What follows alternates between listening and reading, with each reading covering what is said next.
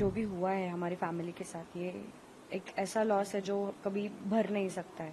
मेरे फादर को, मेरे अंकल को, हम लोगों के सामने उन पे फायरिंग हुआ and they were shot dead in one go. उनके जैसे अच्छे लोगों के साथ ऐसा होता है। मतलब हम लोग सुनते हैं ना कि अच्छे लोगों के साथ हमेशा बुरा होता है, वो हमने देखा अपने खुद की आंखों से। तो मैं चाहती हूँ कि गवर्नमेंट मेरे लिए मेरा घर चलाने का कुछ मेरा इंतजाम करे, और दूसरी बात तो मेरी बेटी को जॉब दिलाए। एक्चुअली ये जो भी हुआ है हमारी फैमिली के साथ, ये एक ऐसा लॉस है जो कभी भर नहीं सकता है। मेरे फादर को, मेरे अंकल को, हम लोगों के सामने उन पे फायरिंग हुआ and they were shot dead in one go.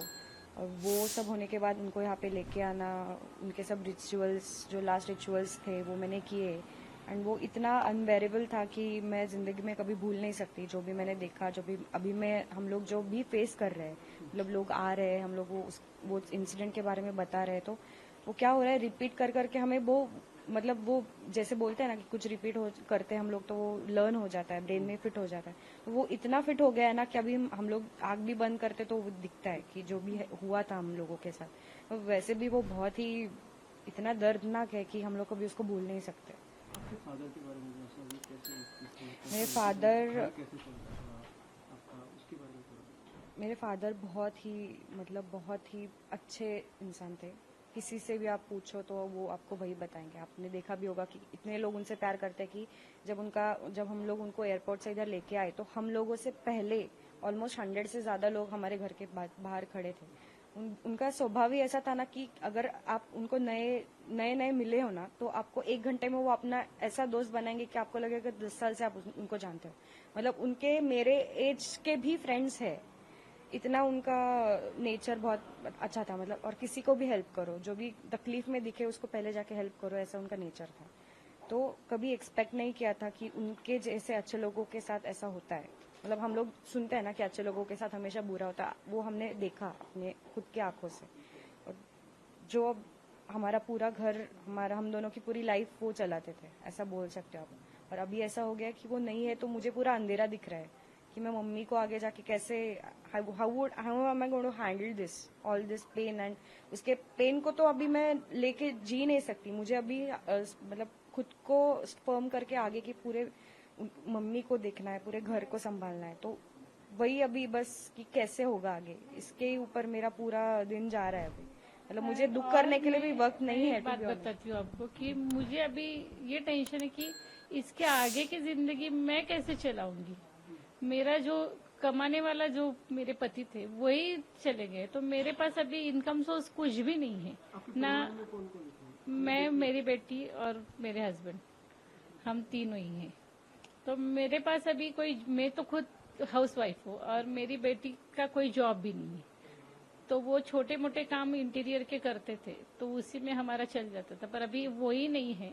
तो मेरा घर कैसे चलेगा और मेरी बेटी का भविष्य कैसे चलेगा, और उसका, और सबसे मेन बात तो मेरी बेटी की सिक्योरिटी मेरे लिए बहुत ज्यादा इम्पोर्टेंट।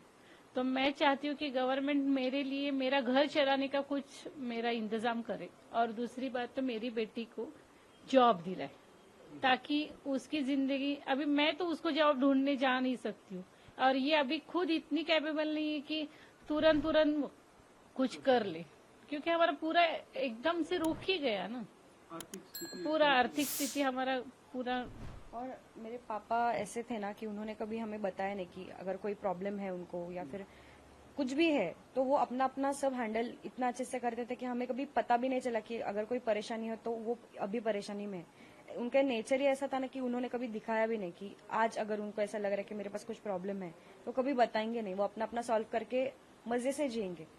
तो हमें कभी पता नहीं था कि उनका क्या फाइनेंशियल है। तो आप अभी अपने घर की आर्थिक स्थिति को लेकर परेशान हैं? बहुत ज्यादा, बहुत ज्यादा, क्योंकि मेरे पास वो ही कमाने वाले थे, मेरे पति थे।